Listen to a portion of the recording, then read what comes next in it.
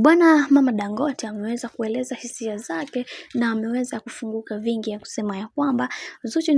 ni mkwe wetu na pia tuna mambo mengi ambayo yameweza kutokea katika maisha yake. Hivyo tunaamini kwenye hiki ambacho kilichoweza kutokea ni moja kati ya changamoto ndogo sana katika mahusiano. Tunaamini kwamba ipo siku atarudi na atatambua thamani yake kwa Diamond Platnumz, na wengi wao waliweza kukiri na kuzungumza ya kwamba kuna vitu vingi ambavyo vipo na wengi wao wanatamani sana kuweza kuvielewa na kuvitambua hivi, lakini leo hii kuna baadhi ya ndugu, jamaa na marafiki wamekuwa moja kati ya watu ambao wanasababisha watu wengine washindwe kabisa kuweza kuelewana. Ila tunaamini kwenye hiki kinachoendelea sasa, Mungu pekee ndiye ambaye atakayeweza kusimama imara na kuhakikisha maisha ya bibiye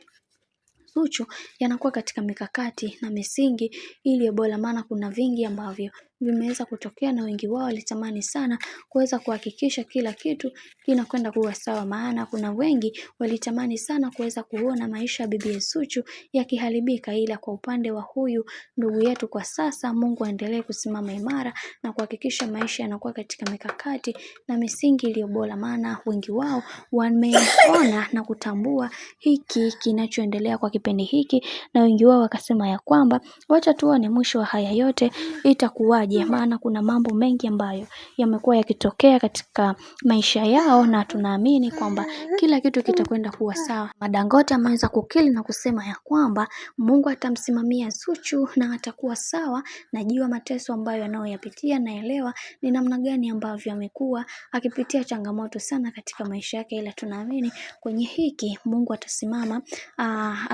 naye na kumfanya awe moja kati ya mtu ambaye aliyo bora sana katika maisha yake, kwa sababu kuna vitu vingi ambavyo ameweza kujifunza, na wengi wao wakasema kwenye hiki kinachoendelea sasa, wacha tuone mwisho wake itakuwaje, maana tunakoelekea sio sehemu nzuri sana.